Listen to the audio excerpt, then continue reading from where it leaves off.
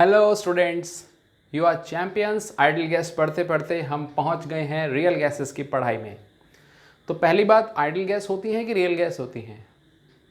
Ideal gas सिर्फ एक concept है ताकि हम रियल गैसेस को, जो गैस वास्तव में हैं, उन्हें अच्छे से पढ़ सकें। अब इतनी सारी मेहनत कर ली, गैस लॉस सीख ली, पीवीएनआरटी समझ ली, payload, barometer, manometer, diffusion, partial pressure, KTG, everything we have done.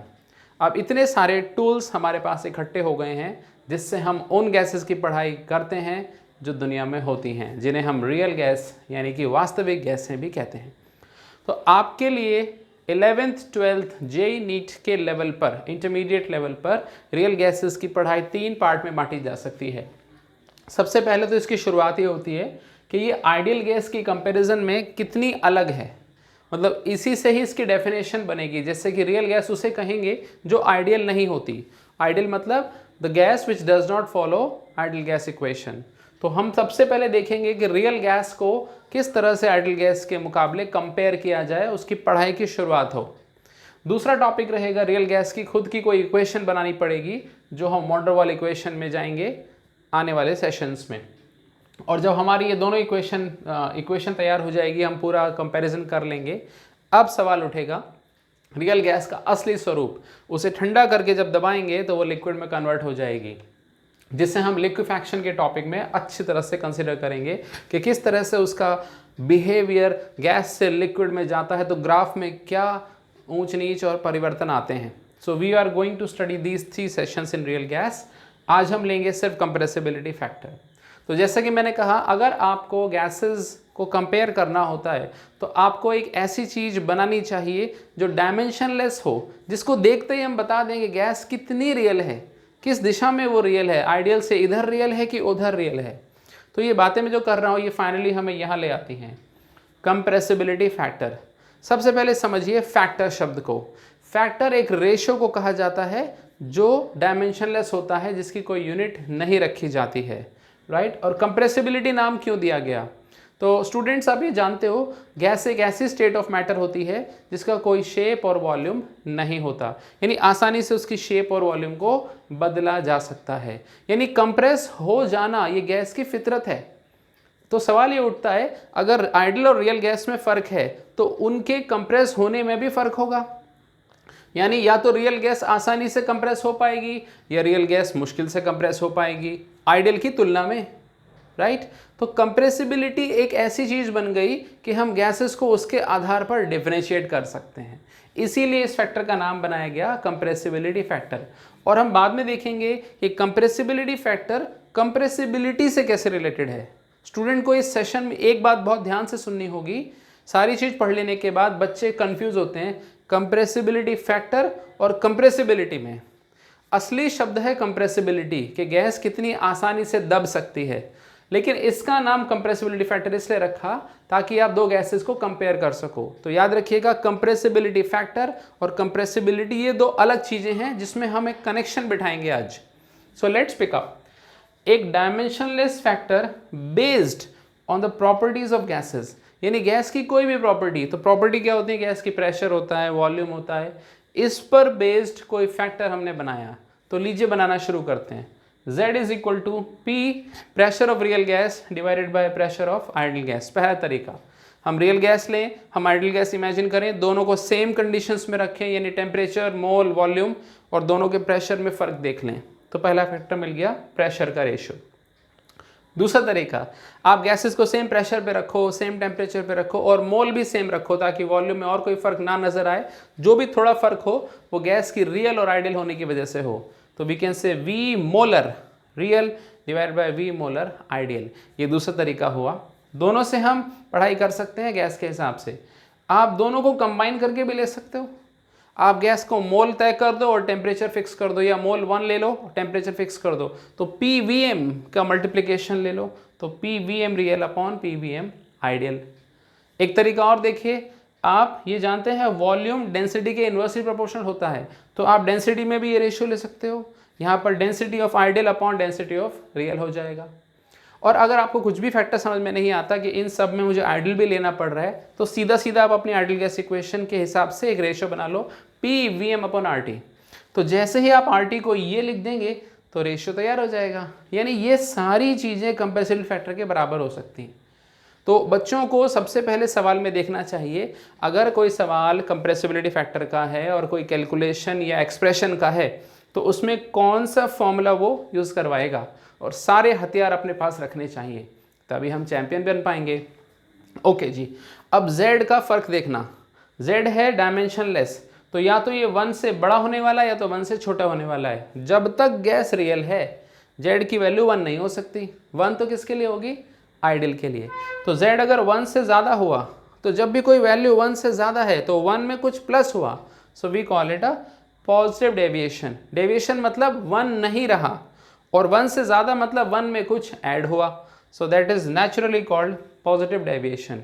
यानी गैस का प्रेशर आइडियल के मुकाबले ज़्यादा, गैस का वॉल्यूम आइडियल के मुकाबले ज़्यादा, गैस का PVM/RT 1 से ज़्यादा, गैस का PVM आइडियल के मुकाबले ज़्यादा, गैस की डेंसिटी आइडियल के मुकाबले कम। ध्यान रखिएगा यहाँ पे उल्टा है।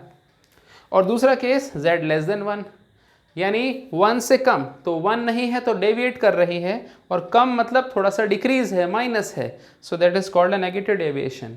यानी रियल गैस का प्रेशर आइडियल के कंपैरिजन में कम, यानी कम दबाव लग रहा है। रियल गैस का वॉल्यूम आइडियल के कंपैरिजन में कम, यानी गैस थोड़ी सिकुड़ गई है। PVM की वैल्यू RT से कम, PVM की वैल्यू आइडियल के PVM से कम, और कहो तो डेंसिटी आइडियल के मुकाबले ज़्यादा, यानी छोटे वॉल्यूम में गैस आ रही है तो डेंसिटी ज़्यादा होगी। तो ये सारी बेसिक चीज़ें अपने को समझ में आनी बहुत ज़रूरी हैं। तो इसमें ये चीज़ समझिए, Z एक फैक्टर है गैस को पढ़ने का, नाम रखा है कंप्रेसिबिलिटी फैक्टर। उसका कंप्रेसिबिलिटी से क्या ताल्लुक है अभी देखेंगे, और उसको बनाने के तमाम तरीके हैं। आप अपनी PV/RT से बना सकते हो। आप एक फॉर्मूला खुद भी यहाँ लिख सकते हो कि जी मैं तो ये लिखूँगा, तो लिख लो PV/NRT। आप इससे भी पढ़ सकते हो।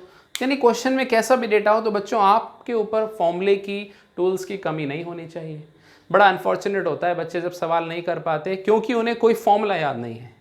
मैं तो चाहता हूँ फॉर्मूला याद हो, कॉन्सेप्ट्स याद हो, और अब क्वेश्चन की जो गंभीरता है, उसकी जो गहराई है, उसमें उन्हें कुछ सीखने को मिले। ये भी क्या तरीका हुआ, फॉर्मूला नहीं याद है इसलिए क्वेश्चन नहीं हो पाया। So yes, learn this formulae. Now let's come to further topics. Example देखो जी, आ गया। 2 मोल हीलियम गैस ऑक्यूपाई कर रही है 45 लीटर्स। कंडीशन देखिए जरा, NTP, normal temperature and pressure. पूछा है identify the type of deviation. तो सबसे पहले दिमाग में क्या आएगा कि वॉल्यूम दिया है और मोल दिया है, तो झट से क्या काम करो, 1 मोल का वॉल्यूम निकाल लो। ये रहा 1 मोल का वॉल्यूम, 45 डिवाइड बाय 2। और क्योंकि वॉल्यूम दिया है तो वॉल्यूम वाला ही फॉर्मूला काम आएगा। अब सोचो डिनोमिनेटर कहाँ से आएगा, तो जी ये रहा हिंट, NTP। याद कीजिए, अपनी बुद्धि के मीटर को घुमाइए। NTP यानी नॉर्मल टेम्परेचर प्रेशर पर 1 मोल आइडियल गैस का वॉल्यूम होता है 22.4 लीटर। तो लो जी, अब डिवाइड कर दो तो 1 से ज़्यादा आया। क्लियरली हम समझ गए गैस में डेविएशन पॉजिटिव है। कितना ईजी है। तो हीलियम गैस NTP पर पॉजिटिव डेविएशन शो कर रही है। अब आ गया आखिरी पॉइंट कि कंप्रेसिबिलिटी और कंप्रेसिबिलिटी फैक्टर में क्या संबंध है। ध्यान से देखना, हम अभी पता करने वाले हैं कि Z के हिसाब से हम गैस के अंदर किस तरह के फोर्स लग रहे हैं ये पता लगा लें, और उससे हम ये तय कर पाएँ गैस ज़्यादा दब सकेगी कि नहीं। तो आ जाइए, पहले आइडियल देखिए। आइडियल गैस के मॉलिक्यूल चलते फिरते रहेंगे, ना तो एक दूसरे को अट्रैक्ट करेंगे ना एक दूसरे को रिपेल करेंगे। यानी दीवार पे जो प्रेशर आएगा वो भी बिल्कुल शुद्ध होगा, और कंटेनर का वॉल्यूम भी बढ़िया से ऑक्यूपाई करेंगे। अब आ जाइए Z लेस देन 1 के केस में। Z लेस देन 1 का मतलब क्या होता है, 1 जैसे लेट्स यहाँ से देख लीजिए, अगर Z लेस देन 1 है, यानी अगर हम प्रेशर टेम्परेचर फिक्स कर दें, 1 मोल गैस कर दें, तो रियल गैस का वॉल्यूम कम आएगा। तो वॉल्यूम कम आने का मतलब मॉलिक्यूल आपस में निकट आ रहे हैं, उन्हें कोई खींच रहा है, उनके बीच में कोई तार बंधा हुआ है, रस्सी से खींचे हुए हैं, एक डोर बंधी है जिससे खींचे चले आ रहे हैं। तो देखिए ये रेड कलर से मैंने बनाया है अट्रैक्टिव फोर्सेस, यानी मॉलिक्यूल को लग रहा है उन्हें कोई खींच रहा है। खींचने का मतलब वो जिस वॉल्यूम में जा सकते थे अब नहीं जा पाएंगे।